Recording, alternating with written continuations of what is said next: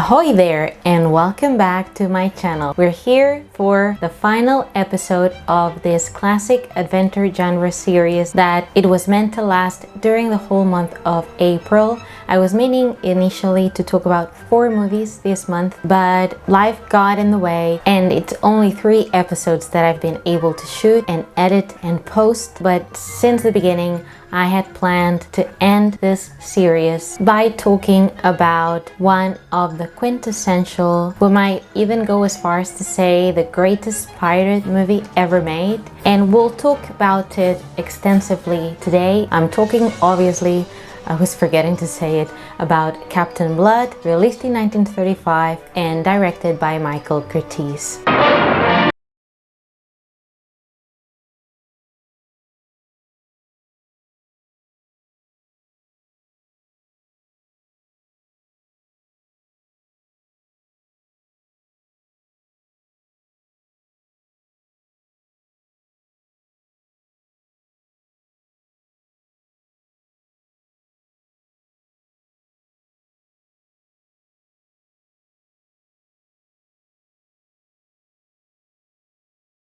I've seen your pirate ways. I've seen myself bargained for and fought over. A combat between jackals. You pirates are used to taking what you want without the formality of purchase. I'm thief and pirate, and I'll show you how a thief and a pirate can deal. I advise you to go back to your ladies at Tortuga, who are thrilled by your bold, lawless ways. What matters is that now I own you as once you own me. You're mine, do you understand? Mine to do with as I please.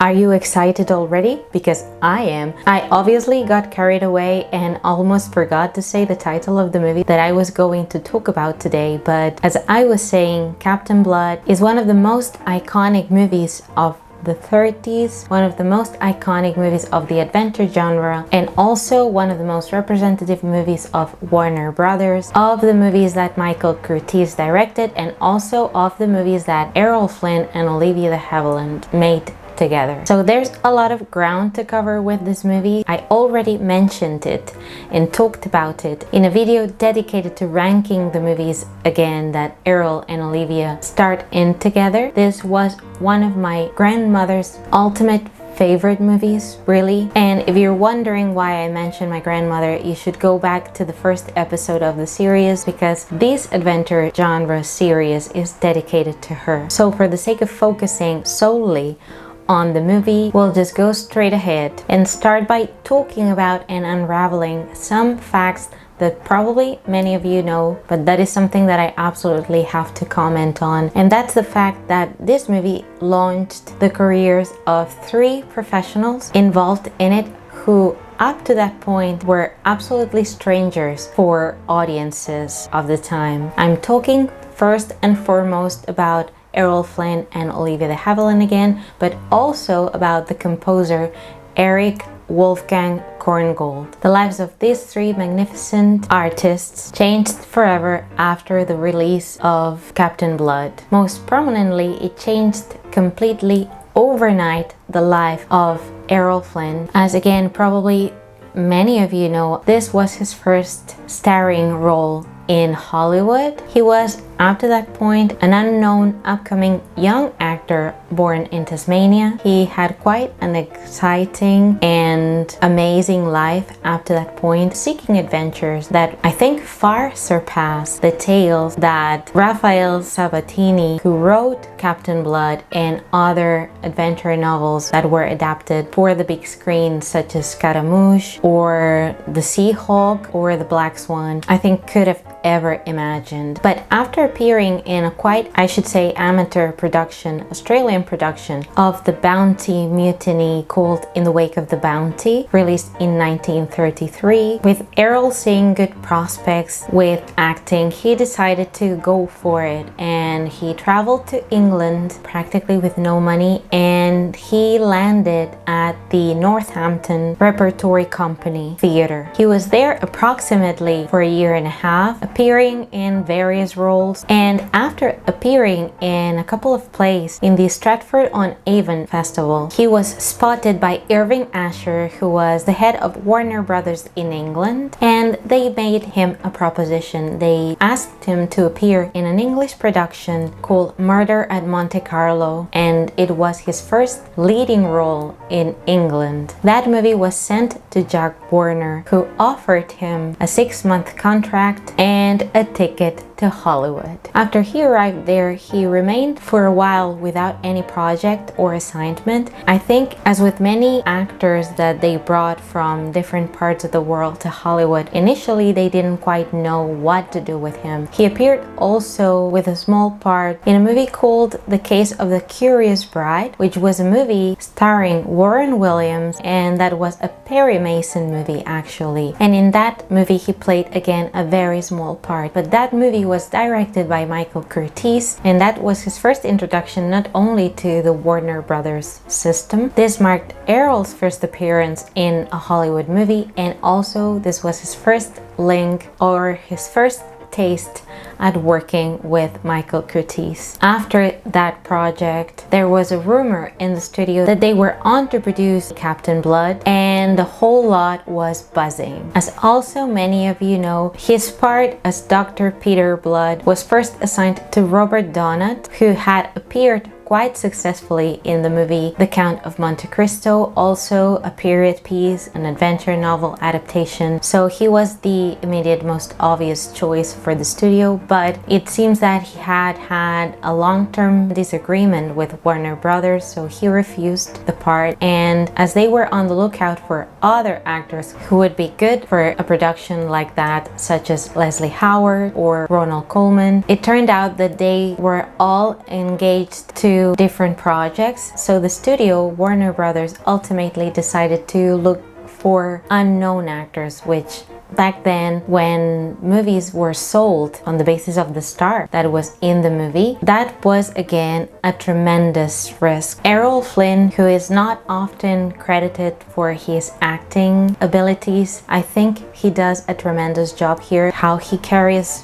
with the dialogues and the vernacular of these movies. Audiences, upon seeing him, were so mesmerized that again, his success was truly an overnight bomb. And again, what Errol Flynn did in Captain Blood and later in a similar role like the one in The Adventures of Robin Hood is truly epic, and probably must be one of the best movie debuts of all time. Equally, I think Olivia created on her own right a female character, I think, to look up to. Together, though they brought the best on one another, they will remain always as one of the most quintessential, iconic, most fantastic on-screen romantic teams that I am a sucker for, and that I love them separately, I love them together, especially because I know also of the love they shared off-screen. And really, these movies are a gift, truly a gift, I think, for me, for audiences. Olivia de Havilland was also a young upcoming actress that had previously appeared in the lavish Max Reinhardt's production of A Midsummer's Night Dream, and also in a movie called The Irish in Us. And upon testing them together, Jack Warner decided for her as well. I talked about Olivia's start in movies and start at Warner Brothers in a video dedicated to 5 different things that you probably don't know about her, so I'm not going to repeat all that. It'll just suffice to say that she was then in contract also with Warner Brothers Studio, but truly Captain Blood was the first leading role for her. The third professional whose life changed after being involved in the production of Captain Blood was, as I was mentioning before, the Austrian-born composer Erich Korngold. He was a prominent composer of opera and concert music. He had been a child prodigy, and in Europe he was highly regarded. He had been attached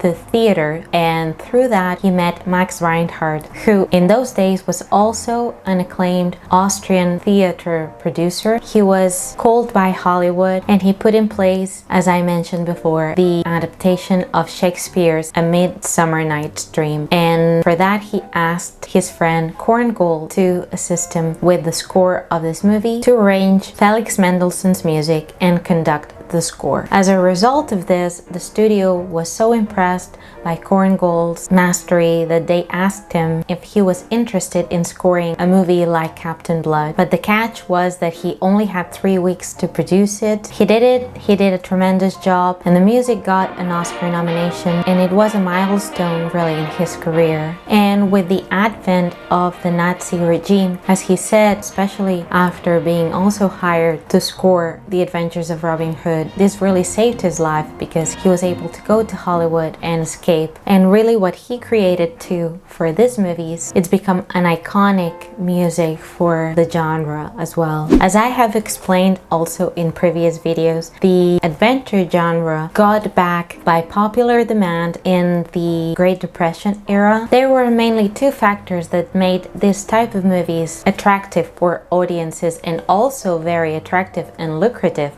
for studios. One, there had been two major box office successes with two productions released in 1934. One, Treasure Island, and the other, The Count of Monte Cristo, that I mentioned before. For the audiences, obviously, those days, those very, very hard days, these movies were a way to escape reality and immerse in other worlds. And also for studios, it was a way to circumvent, in some ways, the Hays Code, the self-censorship that had been enforced precisely in 1934. Historical pieces allowed for more lenience, depicting violence and sexual innuendo and certain criminal actions too. So studios really jumped at the opportunity, seeing that it was also something that audiences wanted to watch. That is why Warner Brothers really made an effort with Captain Blood. It was an investment, and they wanted to do, I think, something that was going to be impactful, and boy, they achieved that. Again, as I was saying too before, a new kind of hero was also necessary at this point, because as I said in previous videos, Douglas Fairbanks created a magnificent hero for the adventure genre, but they needed something different this time around, being able to use sound to its maximum potential, and for that they found Errol Flynn. He truly understood the genre. He was the perfect person to embody all this. So again,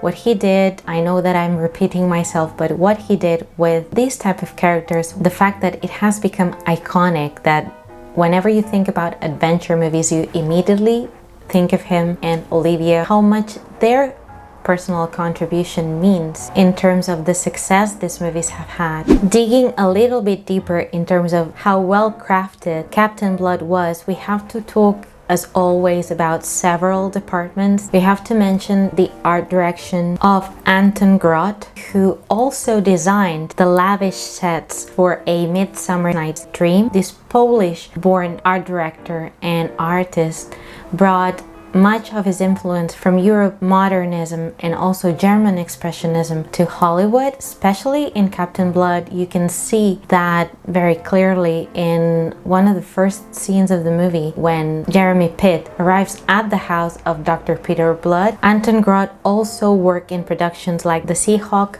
also with Errol Flynn and Michael Curtiz, but not surprisingly also in many film noirs such as Deception, Possessed, or Mildred Pierce. Also, other professionals that heavily contributed were cinematographers, as always. In this case, we have a team of two cinematographers, Hal Moore and Ernst Haller. They were both pioneers of cinematography. They had started early on in silent movies, distinguished professionals, highly regarded, again, pioneers and innovators. We have to mention, obviously, its director, Michael Curtiz, one of the most prominent directors of Hollywood's golden era, even though he is mostly remembered probably for for movies like this one. He was quite a versatile filmmaker. He also directed, as many of you would know as well, movies like Casablanca or Mildred Pierce, but also musicals like Yankee Doodle Dandy or White Christmas. He was a very expeditive, very efficient man, and that, along with his being a very reliable professional and visually compelling one, that's why Warner Brothers presented him with a great diversity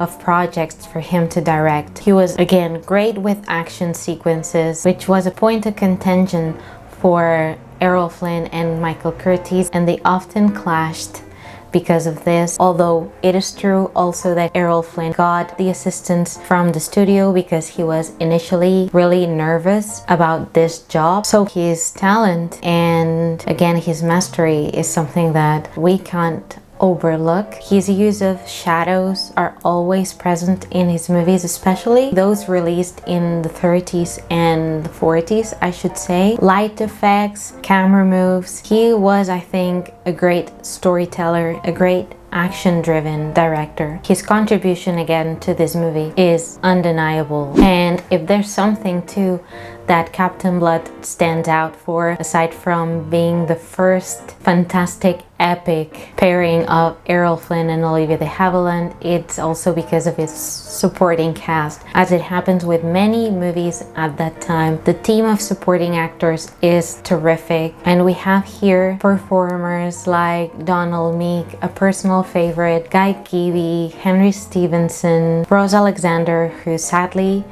took his life, and obviously if I talk about Captain Blood, I have to mention Basil Rathbone, who is the most fantastic, perfect, sort of likable villain of Captain Blood. His French captain Levasseur, even though he felt that he was miscast as a French guy, he's very English and his French is very super, like that, intense, but I truly love him. He gives so much to the character because in subsequent movies like The Adventures of Robin Hood, even though they have an epic sword fight, Basil Rathbone's character I don't think is so rich as his Captain Levasseur in Captain Blood. So that's something that I really love about this film. In terms of the sword fight, we also have to mention fencing master, Belgian-born Fred Cavans, who worked extensively with actors at this point, and Basil Rathbone became really fascinated with fencing, and he helped Errol Flynn, Tyrone Power, and also Jean Peters in Anne of the Indies. He was the unsung hero,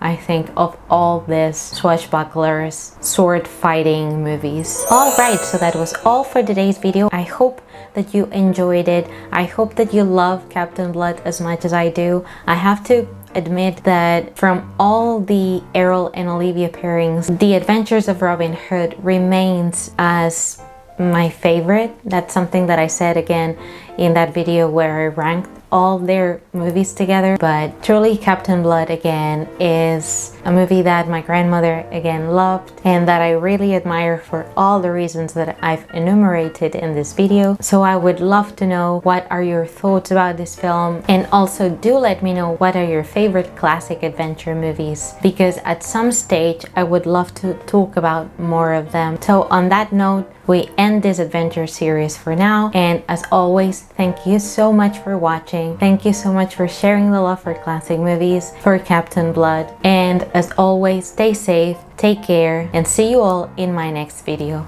Bye!